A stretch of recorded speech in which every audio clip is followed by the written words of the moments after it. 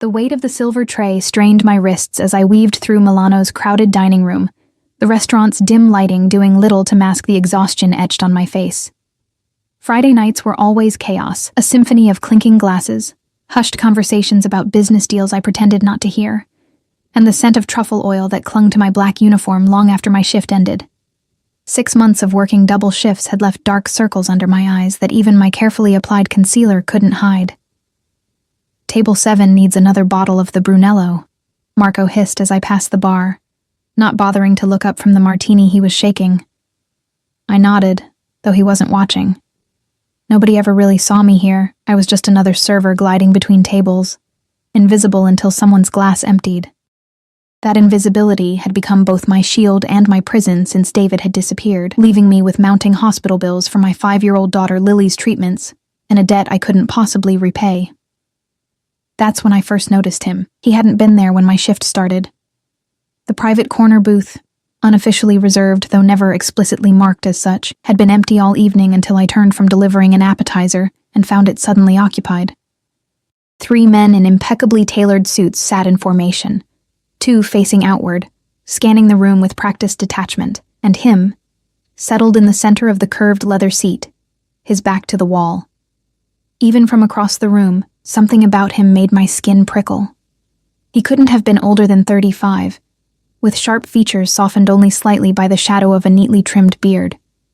His dark hair was pushed back from his forehead, revealing eyes that seemed to absorb the restaurant's muted light, rather than reflect it.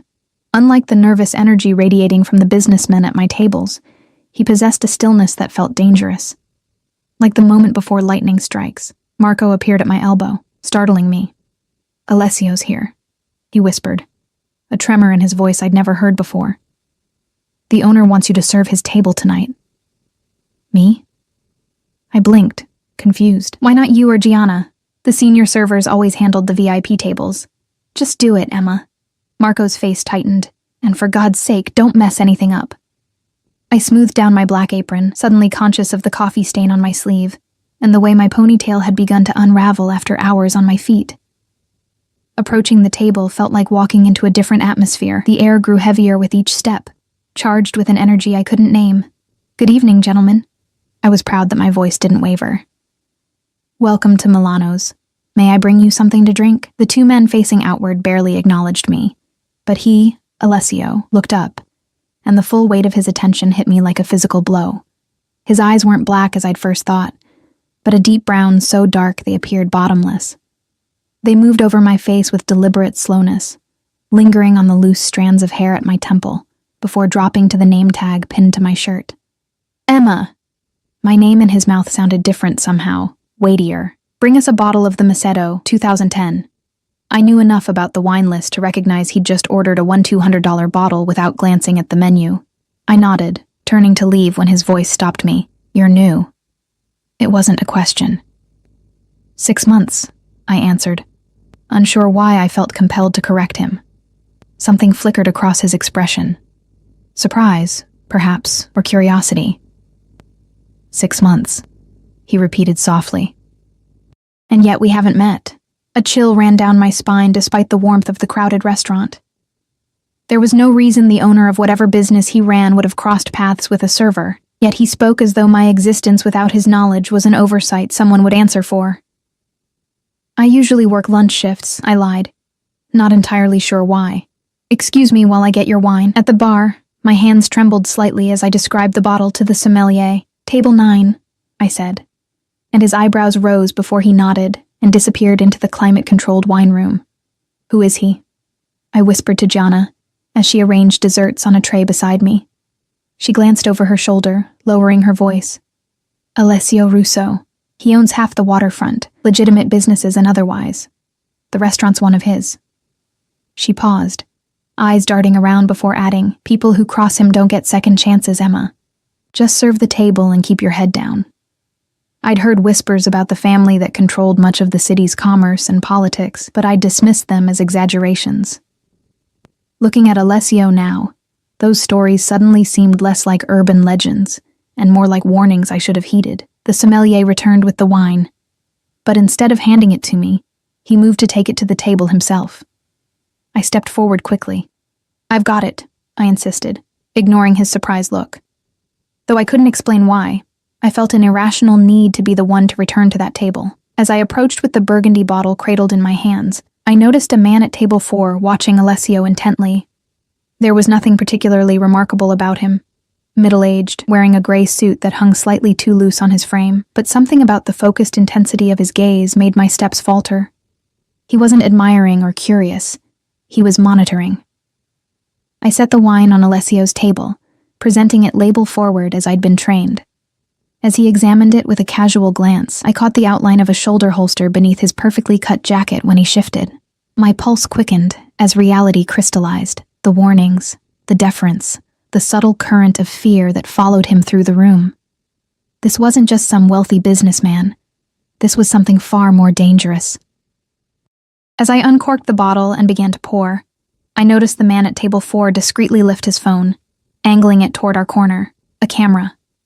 He was photographing Alessio. Without thinking, without considering the consequences, I set the wine bottle down and slipped my order pad from my apron pocket. My hand moved of its own accord, scrawling the words before my brain could catch up to warn me against what I was doing. "You're being watched. Table 4. When I leaned forward to pour Alessio's glass, I slid the folded note beneath his napkin, my fingers brushing against his for the briefest moment. A jolt of electricity shot up my arm at the contact, and his eyes snapped to mine, narrowed with sudden interest. "Will there be anything else?" I asked, stepping back, my heart hammering against my ribs so violently I was certain he could see it through my shirt. "Not yet," he replied, his gaze never leaving my face. I nodded and retreated, feeling the weight of his stare on my back. What had I done? Why had I done it? I should have minded my business, kept my head down as Gianna advised. Instead, I'd inserted myself into something I couldn't begin to understand. I served my other tables on autopilot, hyper-aware of every movement in the restaurant. I watched from the corner of my eye as Alessio casually lifted his napkin, his expression never changing as he read my warning. One of his companions leaned in, receiving whispered instructions.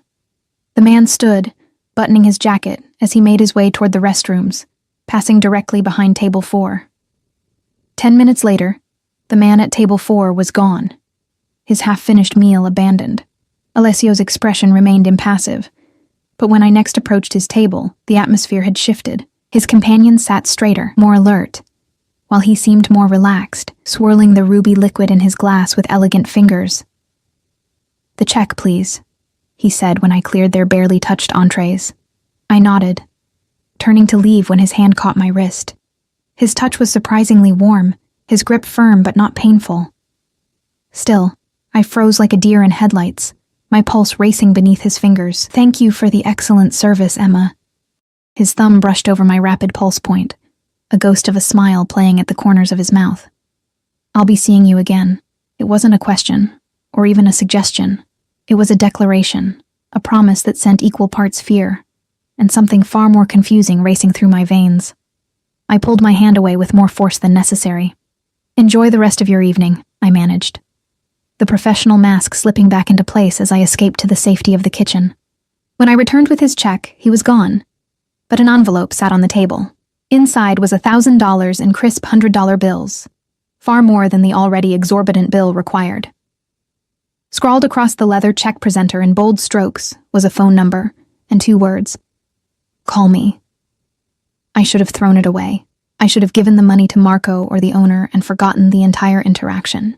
Instead, I slipped the envelope into my apron pocket, the weight of it burning against my hip for the remainder of my shift. It was past midnight when I finally left the restaurant, exhaustion dragging at my limbs. The night air bit through my thin jacket as I hurried toward the bus stop 3 blocks away, clutching my purse close to my side. The street was deserted, storefronts dark and shuttered. The sound of an engine purring to life made me jump. A sleek black car pulled away from the curb, rolling slowly alongside me as I walked. The passenger window slid down silently, revealing Alessio's unmistakable profile. "It's late," he said simply. "Get in." Fear and common sense screamed at me to run, but exhaustion and the memory of Lily's small body in the hospital bed anchored me to the spot. "I'm fine, thank you," I replied, continuing to walk. The car kept pace. That wasn't a request, Emma. I stopped, turning to face him fully. I don't know you. You knew me well enough to warn me tonight. His eyes gleamed in the darkness of the car's interior. Why did you do that? The question hung between us, and I found I had no answer that made sense even to myself. It seemed wrong, I finally said. Like an invasion of privacy. A smile curved his lips, transforming his severe features into something almost boyishly charming. The effect was disconcerting. Privacy, he repeated, as though the concept amused him. Get in the car, Emma. It's not safe for you to be alone. Because of you? The question slipped out before I could stop it. His smile widened. Smart girl. Yes, because of me. Or rather, because of what you did for me. Actions have consequences. I prefer to ensure those consequences don't find you. The back door opened, revealing the interior of the luxury sedan. Everything inside me screamed that this was how women disappeared, how lives were derailed. And yet, hadn't my life already been derailed the moment David vanished with our savings, leaving me to care for our critically ill daughter alone? I have a child, I blurted out, as though this fact might deter him, might make him realize I wasn't worth the trouble. Something darkened in his gaze. I know, he said quietly. Lily, 5 years old, acute lymphoblastic leukemia, currently in remission after her 3rd round of treatment at St. Vincent's Hospital. Ice flooded my veins. How do you— Get in the car, Emma, he repeated, his voice gentler now. Please.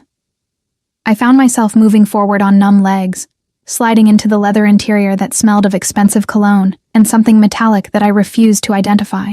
As the door closed behind me with a soft thud, I realized I had just crossed a threshold from which there might be no return.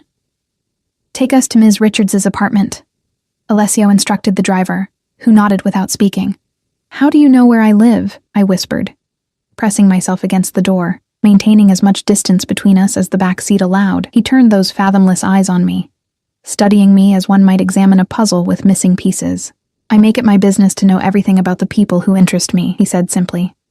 And you, Emma Richards, have become very interesting indeed. The car moved silently through the empty streets, its tinted windows separating us from the outside world. I kept my eyes fixed on the passing streetlights, trying to calm my racing heart as questions tumbled through my mind. How did he know about Lily? What did he want from me? And why couldn't I bring myself to be properly terrified of the man beside me? Your daughter's medical bills are paid through the next 6 months, Alessio said suddenly, his deep voice breaking the silence. The hospital will not be contacting you about collections anymore. My head snapped toward him. What are you talking about? I took care of it this evening. He spoke casually, as though he'd merely picked up a coffee for me rather than settled tens of thousands of dollars in debt. Consider it a thank you for your discretion tonight.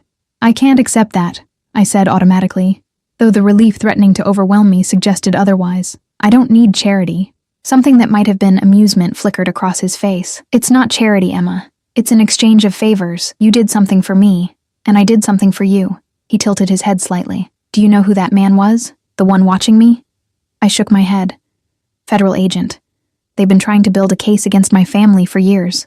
His tone was conversational, as though discussing the weather rather than federal investigations. They're particularly interested in my movements right now. Had you not warned me, I might have discussed certain sensitive matters at that table. The casual way he admitted to being under federal investigation should have sent me scrambling for the door handle.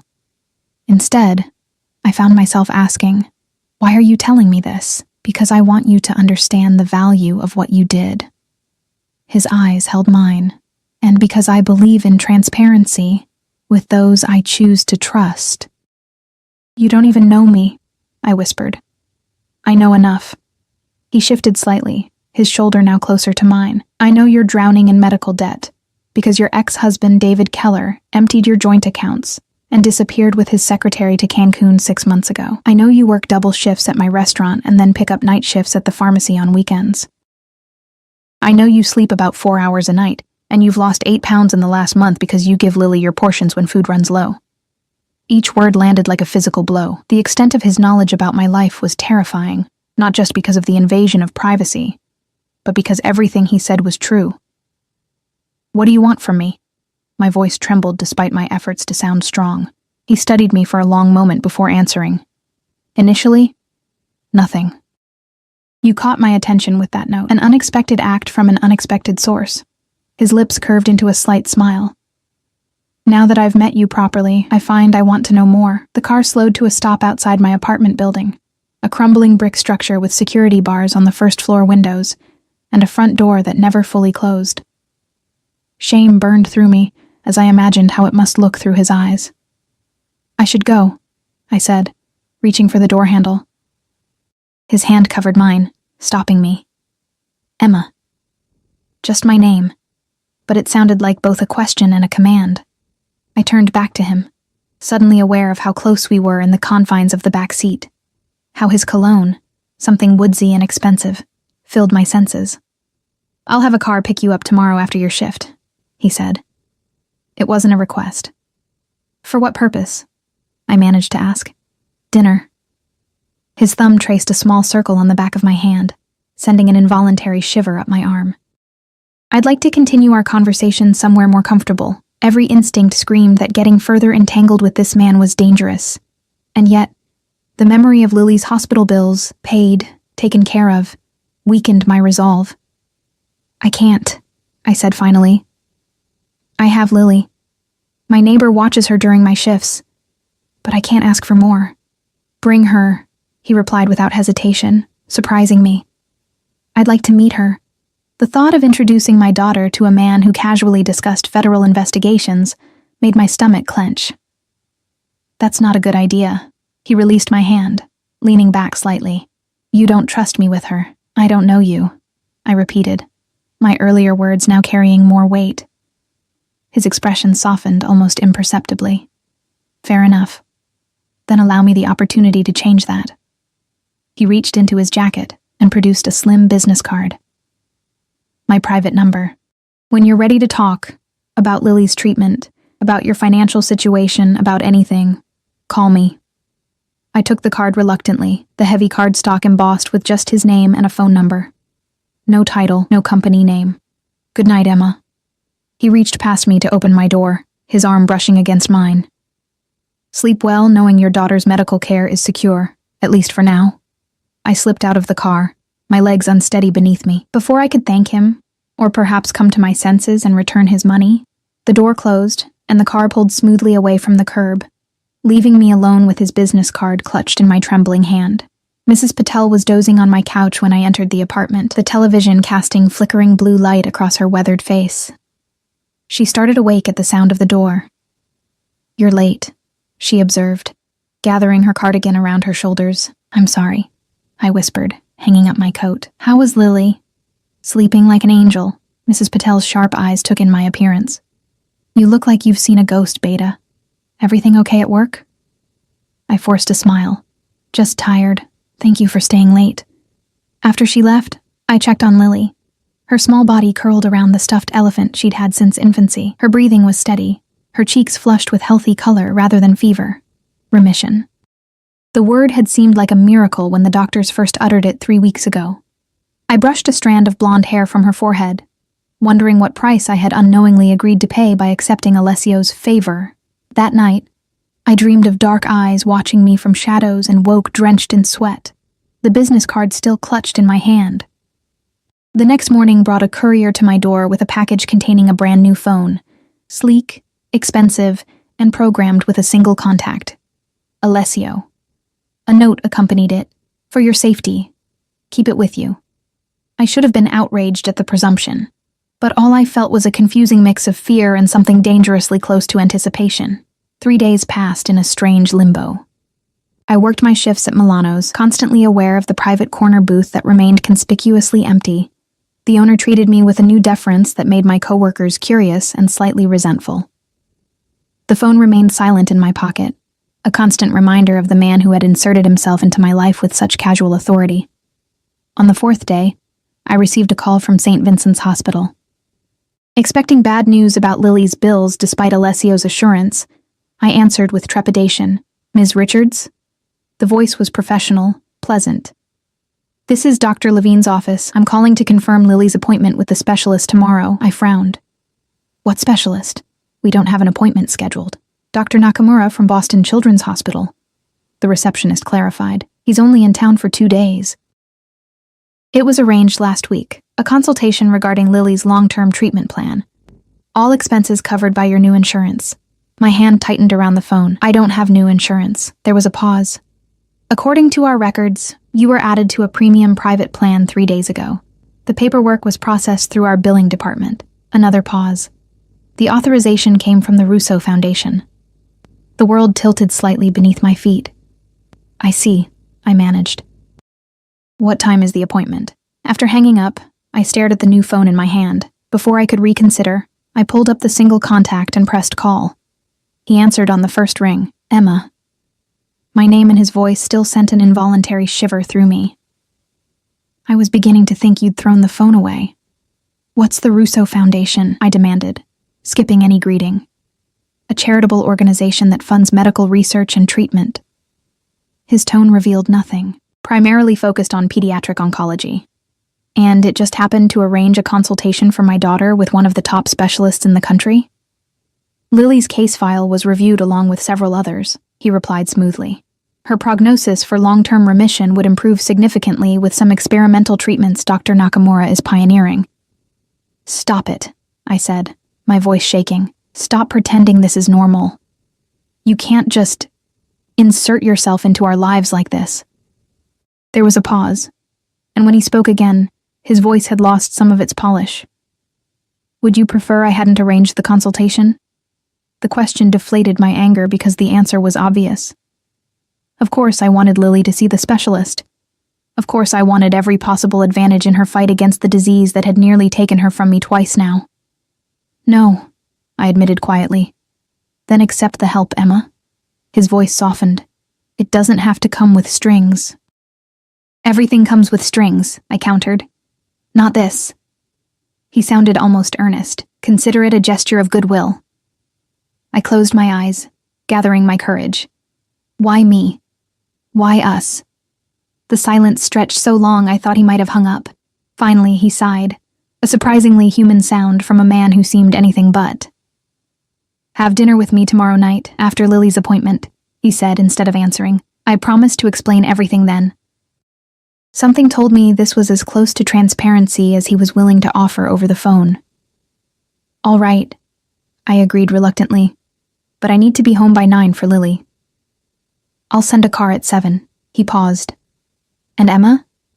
Wear the dress that will be delivered this afternoon, for safety reasons. The line went dead before I could object, leaving me staring at the phone in confusion and growing apprehension. What kind of dinner required a specific dress for safety reasons? The package arrived at 4, a black garment bag delivered by the same silent courier. Inside was a burgundy cocktail dress with a modest neckline but an open back, along with shoes and a clutch that probably cost more than my monthly rent. Tucked into the pocket of the clutch was a handwritten note. The restaurant we're going to has certain expectations. This will help you blend in. A. Lily's appointment the next day was both enlightening and terrifying. Dr. Nakamura was brilliant and kind, explaining treatment options I hadn't known existed. But with each nod, each note he made in Lily's file, I felt myself sinking deeper into Alessio's world, accepting his help, becoming indebted in ways I couldn't yet comprehend.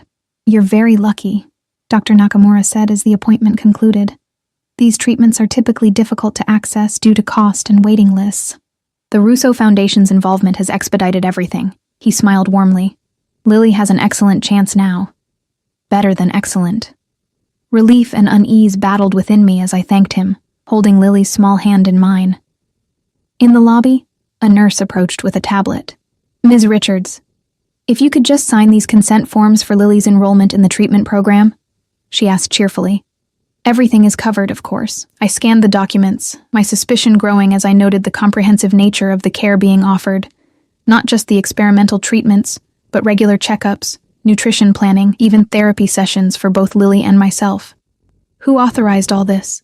I asked, pen hovering above the signature line. The nurse looked confused. The Russo Foundation, as I understand it. They've become quite involved in pediatric cancer research recently. She lowered her voice. Between us, they say Mr. Russo himself takes a personal interest in these cases. Lost a sibling to leukemia as a child, apparently. I signed the forms, wondering if that detail was true, or just another carefully constructed narrative. As we left the hospital, I noticed a black sedan idling at the curb, different from the one that had driven me home, but unmistakably sent by the same person. The driver nodded respectfully as he opened the door for us. Ms. Richards. Mr. Russo asked me to take you and the little lady home to get settled before your evening appointment. Lily looked up at me with curiosity. Who's Mr. Russo, Mommy? I hesitated, unsure how to explain a man I barely understood myself. A friend who's helping with your treatments, I said finally, guiding her into the car. Is he a doctor? She asked, climbing onto the leather seat and immediately discovering the hidden compartment containing juice boxes and cookies. No, sweetheart. I trailed off, at a loss for words. He's the man who paid for my special medicine, she suggested, her perception startling me as it often did. Despite her young age, Lily had developed an acute awareness of our financial struggles, overhearing more than I realized about bills and treatment costs. Something like that, I murmured, watching her small fingers carefully unwrap a cookie, wondering what I was walking into tonight. And more importantly, whether I would be able to walk away afterward. The day passed in a blur of nervous energy as I prepared for the evening. I curled my hair, applied makeup more carefully than I had in years, and slipped into the burgundy dress that fit as though it had been made for me. A thought that was both flattering and unsettling. How had he known my exact size? Mrs. Patel raised her eyebrows when she arrived to watch Lily, but asked no questions. My daughter, however, was less restrained. You look like a princess, Mommy, she whispered, her eyes wide. Are you going on a date? Just dinner with a friend, I replied, kissing her forehead. Be good for Mrs. Patel. I'll be home before you go to sleep. At precisely 7, the doorbell rang. I expected the driver, but when I opened the door, Alessio himself stood in the hallway.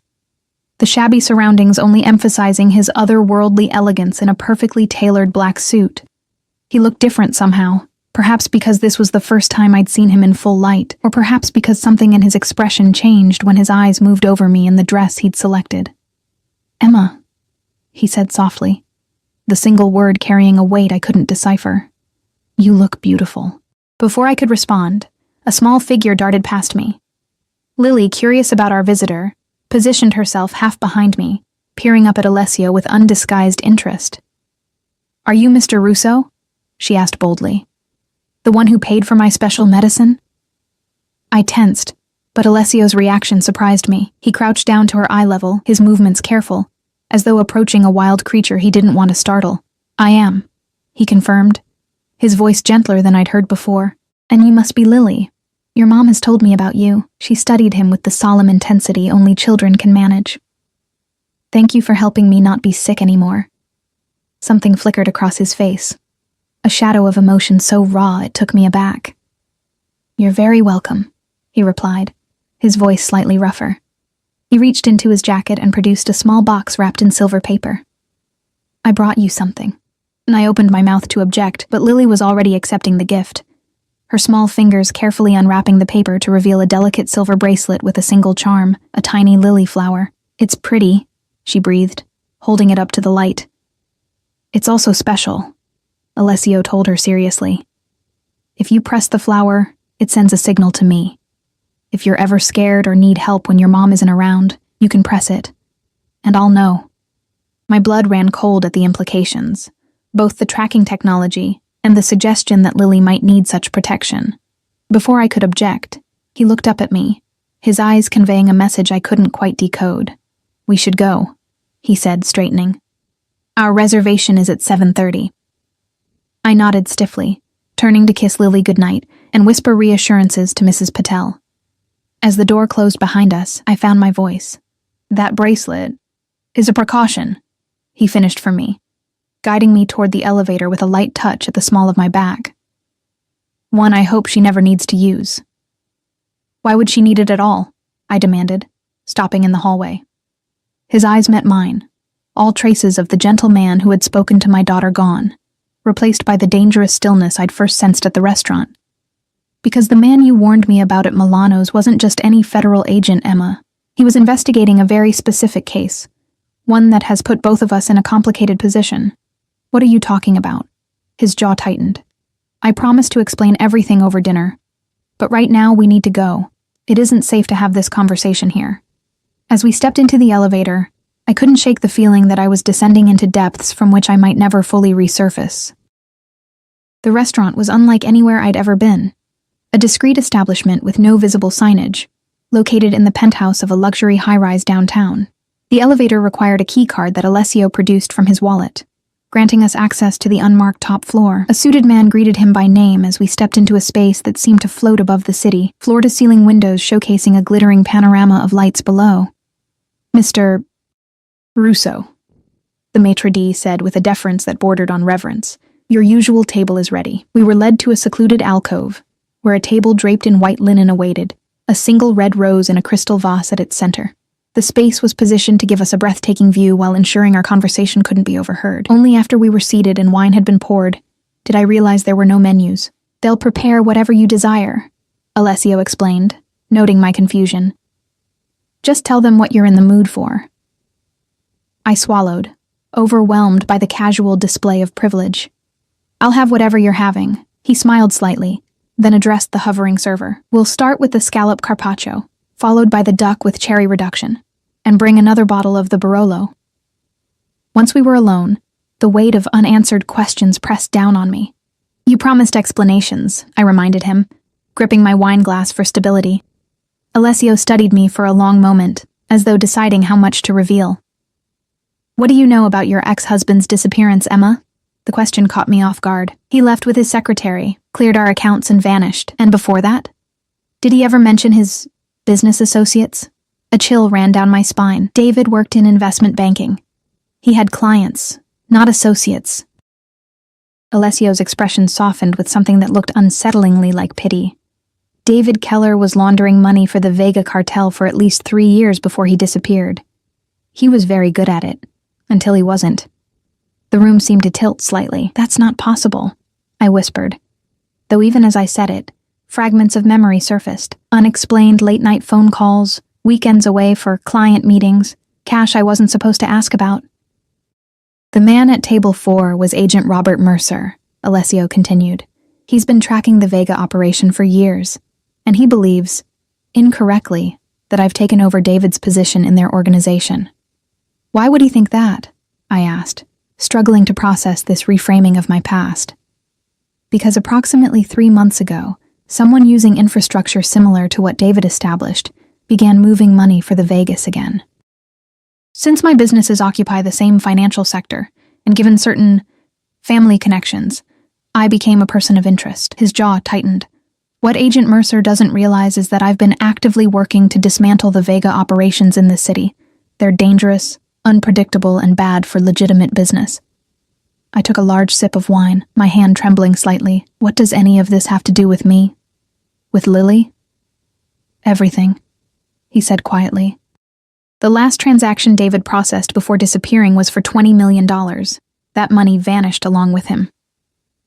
His eyes held mine steadily. The Vegas believe someone helped him take it. The only person close enough to have been involved was you. The breath left my body in a rush. That's insane. I knew nothing about any of this. I believe you, he said, reaching across the table to take my hand, but they don't. They've been watching you, waiting to see if you make contact with David or access the missing funds. Horror washed over me as the implications became clear. Lily has been under my protection since I discovered their interest in you 3 weeks ago, he assured me, his grip on my hand tightening. That's why I arranged for you to serve my table at Milano's. I needed to meet you, to assess whether you were involved. A faint smile touched his lips. I didn't expect you to warn me about a federal agent. The first course arrived, exquisite scallops arranged like flower petals, but I couldn't imagine eating now. If what you're saying is true, we should go to the police. And tell them what? That your ex-husband, who has disappeared without a trace, was laundering money for a cartel that would happily kill you both for even speaking their name. He shook his head. The feds already suspect you're involved, Emma. Walking into a police station would only accelerate their timeline for bringing charges. This can't be happening, I whispered, pulling my hand away to press it against my forehead. I understand this is overwhelming, Alessio said, his voice gentling. But there's more you need to know. The Vegas aren't just watching you. They've placed someone close to you. My thoughts immediately went to Mrs. Patel, who had moved into the building shortly after David left. Who? Dr. Collins at St. Vincent's. He's been reporting on Lily's condition and your movements. I felt physically ill. Lily's primary oncologist, the man I had trusted with my daughter's life, was working for the people who wanted to hurt us? Why are you helping us? I asked, the question that had lingered since he'd first approached me. What do you get out of this? Alessio's expression changed, something fierce flickering behind his eyes. The Vegas killed my sister when I was 12. Crossfire in a territory dispute. His voice remained controlled, but I could hear the banked rage beneath it. I've spent 20 years building the resources and connections to ensure they can never threaten another family. Your situation presented an opportunity to accelerate my timeline. We're bait, I realized, stomach sinking. No, he corrected sharply. You're under my protection, which means you're untouchable in this city. The Vegas know that now. What they don't know is that I've been using their interest in you to track their operations. Every person they've assigned to watch you has led me back to another piece of their network, including Dr. Collins, I said, the betrayal still stinging, who has been feeding them misinformation about Lily's treatment schedule for weeks, at my instruction. His lips curved in a cold smile. He was quite cooperative once he understood the alternatives. The casual mention of coercion should have terrified me. Instead, I felt a disturbing relief, knowing that someone with Alessio's resources and apparent lack of ethical boundaries was on our side. The appointment today with Dr. Nakamura, I said slowly. That was real? Completely. Lily deserves the best care available, regardless of these other complications. His expression softened again. The bracelet I gave her contains a GPS tracker and panic button. My security team monitors it continuously. She's never unprotected, Emma. The food before us remained untouched as I processed everything. What happens now? You continue your normal routine, he said. Go to work, take care of Lily, live your life. The only difference is that you'll now be aware of the eyes on you, and you'll have me. He hesitated. If you want my help. Something in his phrasing made me look at him more closely. Despite his power, his apparent control over the situation, there was uncertainty in his eyes, as though my answer genuinely mattered to him. Do I have a choice? I asked quietly. Everyone has choices, Emma. Yours are complicated by circumstance, but they remain yours. He leaned forward slightly. I can arrange for you and Lily to disappear tonight. New identities, new location, enough money to start over. You'd never see me again. The offer stunned me. It was exactly what I should want, safety for Lily, away from this dangerous world I'd unwittingly entered. Yet the thought of never seeing Alessio again created an unexpected hollow feeling in my chest. Or, I prompted, or you stay, under my protection, with my resources at your disposal. Lily continues her treatment with Dr. Nakamura. You keep your job at Milano's, though perhaps with more reasonable hours. His eyes held mine, and we see where this connection between us leads. What connection? I whispered, though I felt it.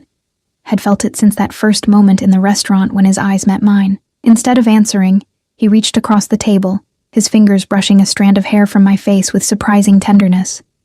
You warned a known criminal about federal surveillance, Emma. You got into my car when any sensible person would have run. You're here now, despite knowing what I am.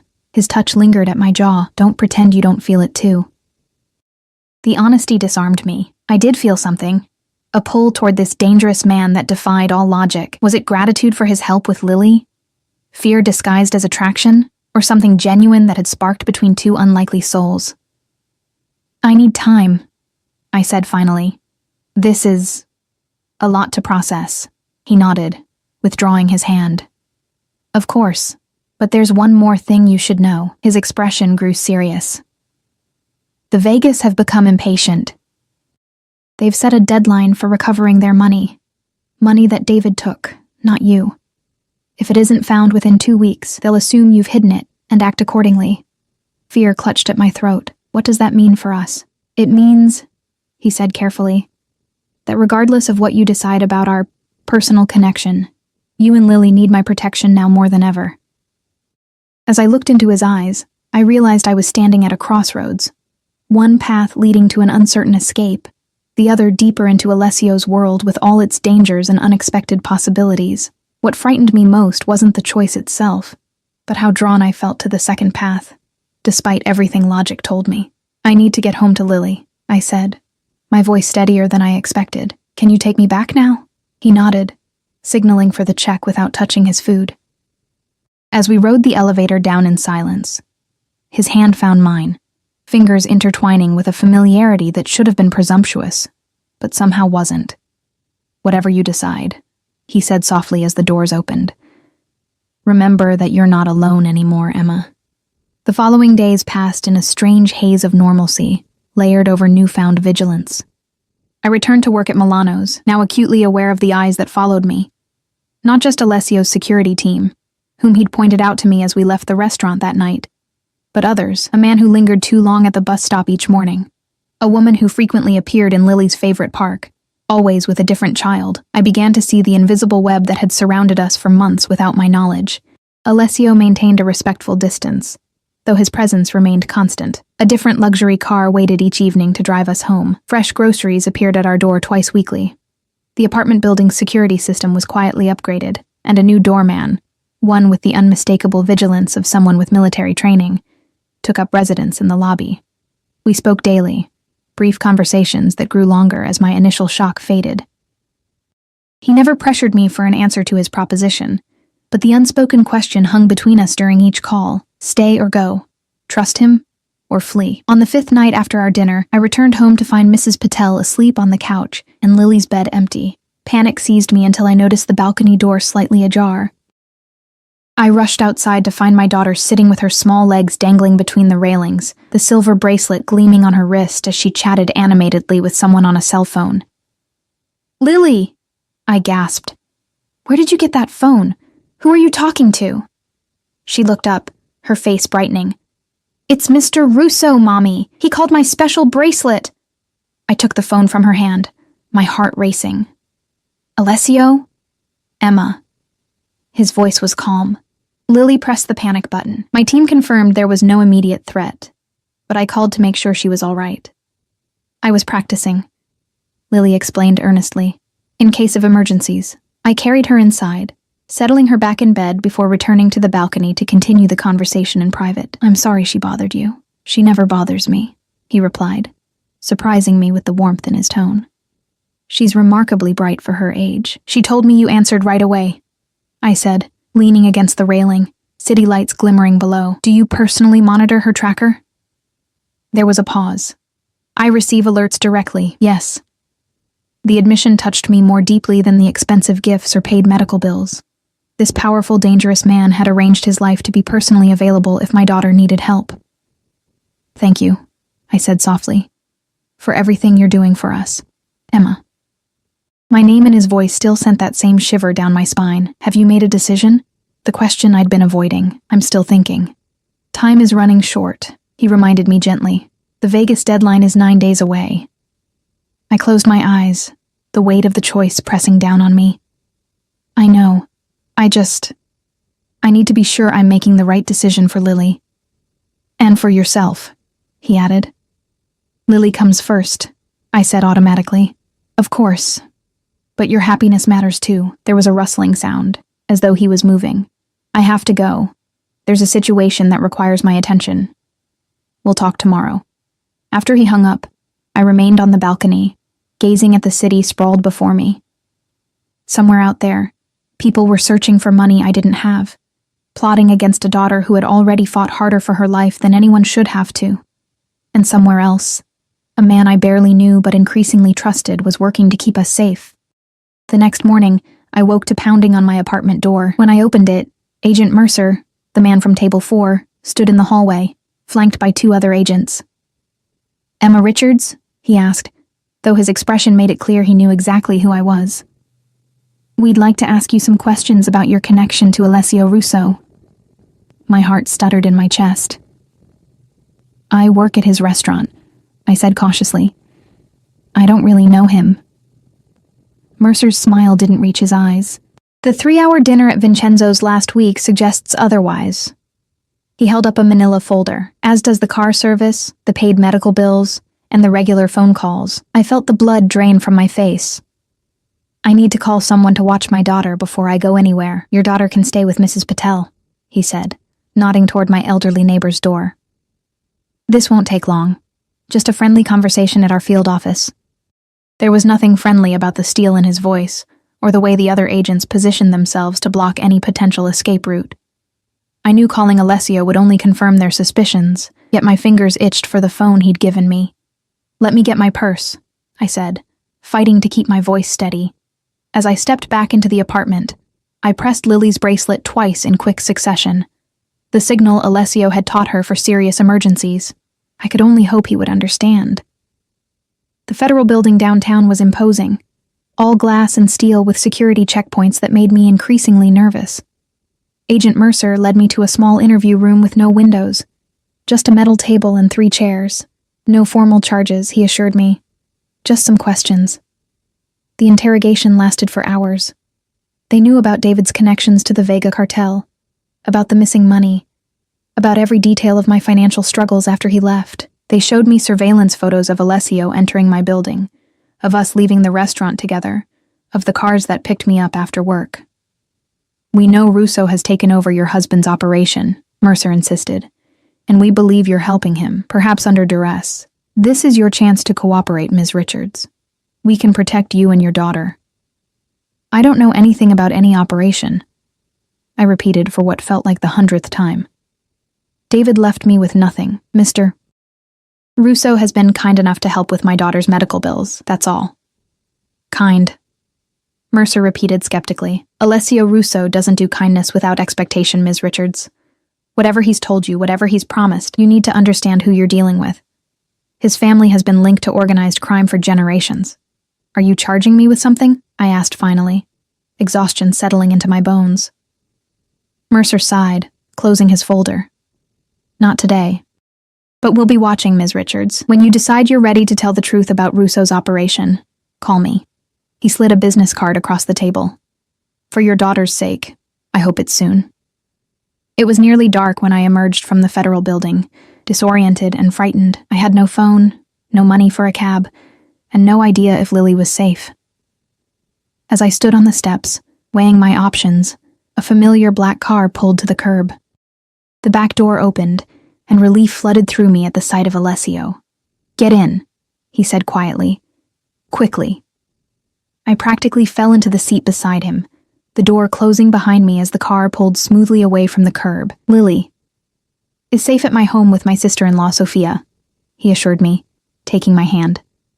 His thumb traced circles on my palm, a gesture that had become familiar and comforting. "Mrs. Patel called the emergency number I gave her when the agents took you." "They know everything," I whispered. "About us, about David, about the money." "Not everything," he corrected. "They suspect, but they don't know." His eyes searched my face. "Did you tell them anything?" "There was nothing to tell," I replied honestly. "I don't know anything about David's work or the missing money." Something in Alessio's expression shifted. "But you didn't tell them that I'm working against the Vegas, not with them." "I didn't tell them anything about you at all," I said. "I didn't trust them." He relaxed slightly, his hand squeezing mine. "Good. That buys us time." I looked out the window, noticing unfamiliar streets. "Where are we going?" "I need to get home to Lily." "We're going to my home," he said. "It isn't safe for you to return to your apartment right now. The agents will be watching it, and so will the Vegas." Panic flared in my chest. "I need to see Lily." "And you will," he promised. "She's waiting for you." "But Emma," he hesitated. "This changes our timeline. The Vegas will view your questioning as a risk. They'll assume you might have revealed something about their operation." "What does that mean?" I asked, though I already knew. "It means they won't wait 2 more weeks," he said grimly. "They'll move against you much sooner, possibly within days." The car turned through wrought iron gates onto a tree-lined drive, approaching a sprawling estate that looked more like a fortress than a home. Security cameras swept the perimeter, and I glimpsed men with the unmistakable vigilance of trained guards positioned discreetly throughout the grounds. "Welcome to my home," Alessio said as the car stopped before grand double doors. "You and Lily will be safe here until this is resolved." The home's interior was a stark contrast to its fortress-like exterior. Warm woods, plush furniture, artwork that transformed hallways into galleries. Alessio led me through the main floor to a sunlit room where Lily sat at a table with a dark-haired woman, both bent over a board game. "Mommy," Lily launched herself at me, and I caught her in a fierce hug, breathing in her familiar scent. Sophia's teaching me chess, and I got to swim in the indoor pool, and there's a whole room just for movies. I looked over her head at the woman, Sophia, who smiled warmly. She's been an absolute delight, she assured me. Alessio, why don't you show Emma to her room so she can freshen up before dinner? We'll finish our game. As we climbed the curved staircase, Alessio's hand at the small of my back, the weight of the day's events finally hit me. I stumbled slightly, and he steadied me with a gentle grip. I know this is overwhelming, he said quietly. That's an understatement, I replied, following him down a hallway lined with what appeared to be genuine Renaissance paintings. How long do you expect us to stay here? He stopped outside a door, turning to face me. That depends on how quickly we can resolve the situation with the Vegas. And how do you plan to do that? His expression turned grave. I have people looking for David and the money. If we find either, we can negotiate. And if you don't? I asked, afraid of the answer. His silence told me everything. This is your room, he said instead of answering, opening the door to reveal a suite larger than my entire apartment. Lily's is connected through that door. Everything you need should be here, but if not, just ask. I stepped into the room, overwhelmed by its elegance and the surreal turn my life had taken. Alessio, I said, turning back to him, what happens now? He studied me for a long moment, something unreadable flickering in his dark eyes. That depends on your decision, Emma. Are you staying or do you want to disappear? The question hung between us, weighted with implications beyond the immediate danger.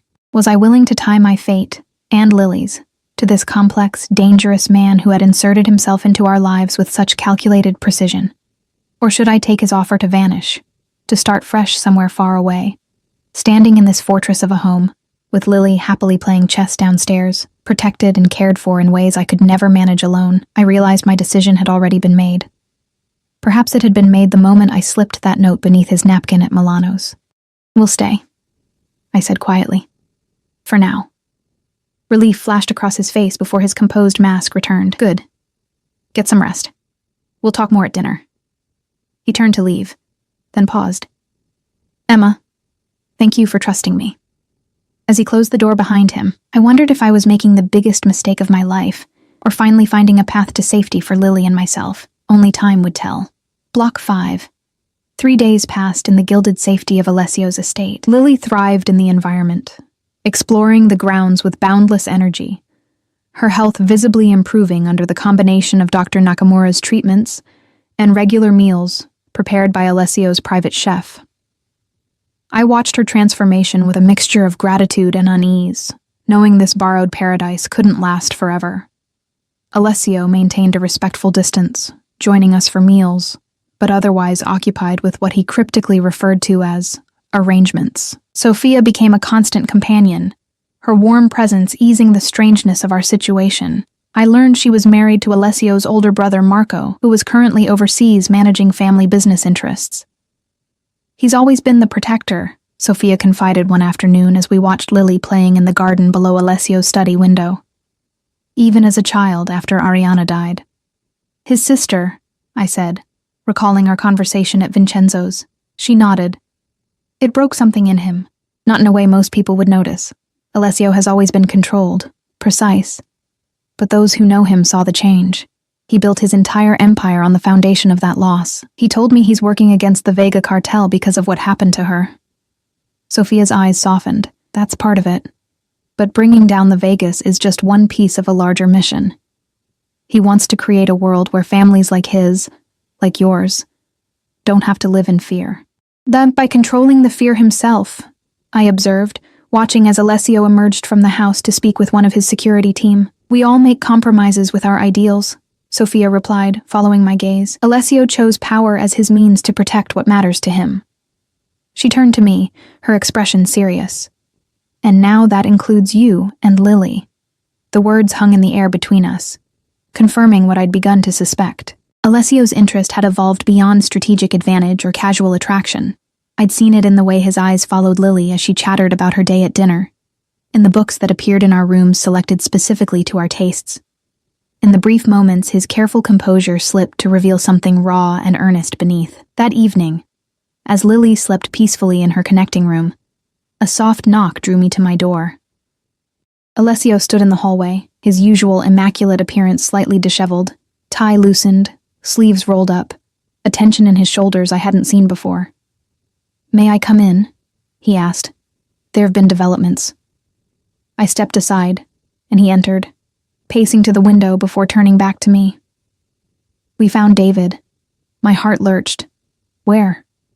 "Argentina, living under the name Michael Brennan with the secretary, Jessica, and most of the Vegas money." His jaw tightened.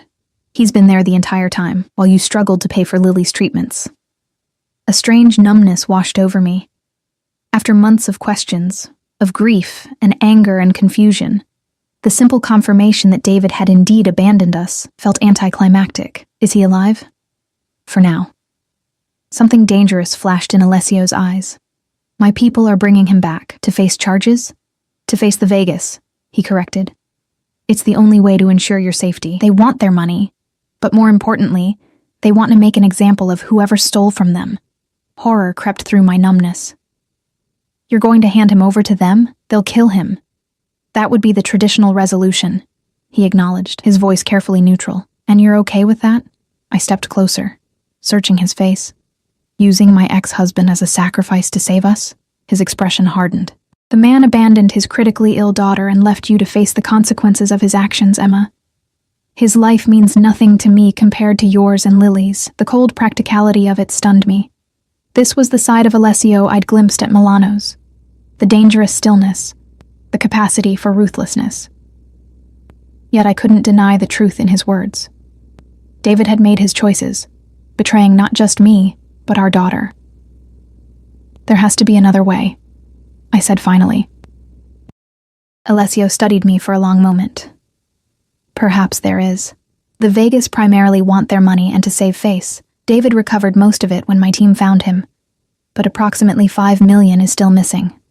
$5 million, I repeated, the sum incomprehensible.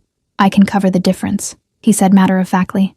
"Offer the Vegas their full $20 million plus interest as a gesture of goodwill. David would still face consequences, but perhaps not fatal ones." I sank onto the edge of the bed, overwhelmed. "Why would you do that?" He moved closer, crouching before me so our eyes were level. "I think you know why, Emma." The intensity in his gaze made my breath catch. There was no artifice in his expression now. No careful mask of control, just raw, unexpected vulnerability from a man who likely showed it to very few. "This isn't normal," I whispered. "We barely know each other." "I disagree." His voice was soft but certain. "I've seen you at your most vulnerable, making impossible choices to protect Lily. You've seen past my reputation to recognize my intentions. We may not have years of history, but we have something equally valuable. Clarity about who we truly are." His hand found mine, warm and solid. "I'm not asking for promises, Emma. I'm asking for a chance to see if what I feel, what I believe we both feel, can grow into something real, something worthy of building a future around." Before I could respond, a sharp knock interrupted. One of Alessio's security team stood in the doorway, his expression grim. "Sir, we have a situation. Agent Mercer is at the gate with a warrant." Alessio rose in one fluid motion, his demeanor instantly shifting back to calculated control. "For?" "The arrest of David Keller, sir. They're claiming he entered the country illegally an hour ago and was transported to this location." Understanding dawned on me. "You knew they were tracking your people," I said, looking up at Alessio. "You wanted them to follow David here." A ghost of a smile touched his lips. "Federal custody is preferable to what the Vegas had planned for him. This way, David faces justice through legal channels. The Vegas get their money without bloodshed. And most importantly, you and Lily are finally free of this shadow." "Mr. Russo," the security guard pressed. "They're threatening to force entry." "Let them in," Alessio instructed. "Have Sophia take Lily to the East Wing. Emma and I will meet Agent Mercer in the main hall." As the guard departed, Alessio turned back to me. "I never intended to hand David over to the Vegas, Emma. That's not the man I want to be, especially not in your eyes." Relief washed through me, followed by a rush of emotion I couldn't quite name.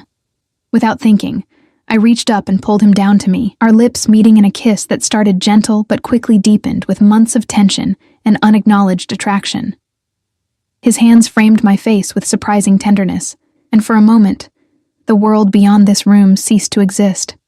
When we finally broke apart, his eyes had darkened with something that made my pulse quicken. "We should go downstairs," I whispered against his lips. "We'll continue this conversation later," he promised, the words carrying a weight that sent anticipation curling through me.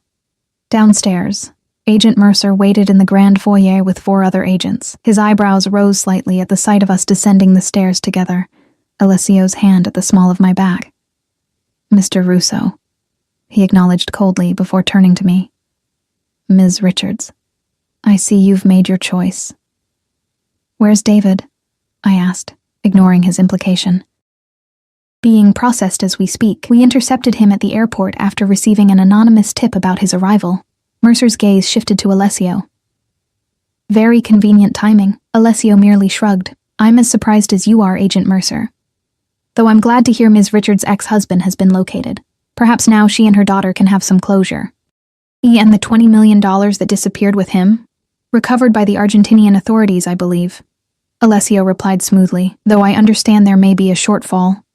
Perhaps in his statement Mr. Keller will reveal where the rest is hidden." Mercer's eyes narrowed. "We still have questions about your involvement, Russo." "My involvement was limited to providing security for Ms. Richards and her daughter after learning they were under threat from the Vega cartel due to her ex-husband's activities." Alessio's tone was measured, reasonable. "I believe you'll find all evidence points to David Keller acting alone in his dealings with the Vegas." A tense silence followed as Mercer weighed his options. Finally, he nodded curtly. "We'll need formal statements from both of you tomorrow. In the meantime, Ms. Richards, you and your daughter are free to go." "They'll be staying here until we're certain the threat from the Vegas has been neutralized," Alessio countered. "I'm sure you understand my concern for their safety, Agent." After Mercer and his team departed, the massive front doors closing behind them, Alessio turned to me with a hint of his earlier vulnerability returning. "Are you all right?" "I think so," I said, surprised to find it was true. "What happens now?" "David will face federal charges for money laundering and tax evasion. My legal team will ensure your name is completely cleared." His hand found mine. "As for the Vegas, I've already arranged the transfer of funds to settle David's debt. With the federal investigation now public, they'll be eager to close this chapter quietly." "And us?" I asked softly. "What happens with us now?" He lifted my hand to his lips, pressing a kiss to my palm that sent warmth spiraling through me. "That's entirely up to you, Emma. As I said, I'm not asking for promises, just possibilities." 6 months later, those possibilities had crystallized into a new reality I could never have imagined on that fateful night at Milano's. Lily and I had moved into a sun-filled apartment in Alessio's building downtown, close enough for convenient visits but maintaining our independence while our relationship developed. Her health continued to improve under Dr. Nakamura's care, the treatments proving more effective than anyone had dared hope. David had accepted a plea deal, his testimony helping dismantle significant portions of the Vega cartel's operation in exchange for a reduced sentence. He would serve 15 years, long enough for Lily to grow up without his destructive influence, but with the possibility of someday making her own decisions about a relationship with her father. As for Alessio and me, we were building something neither of us had expected to find. Behind the dangerous facade he presented to the world, I discovered a man of surprising gentleness and unwavering loyalty.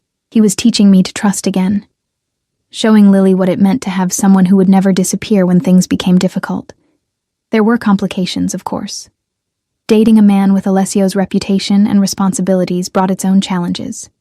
But each time I watched him patiently teaching Lily chess in the garden, or felt his arms wrap around me in the quiet moments before dawn, I knew I had made the right choice that night.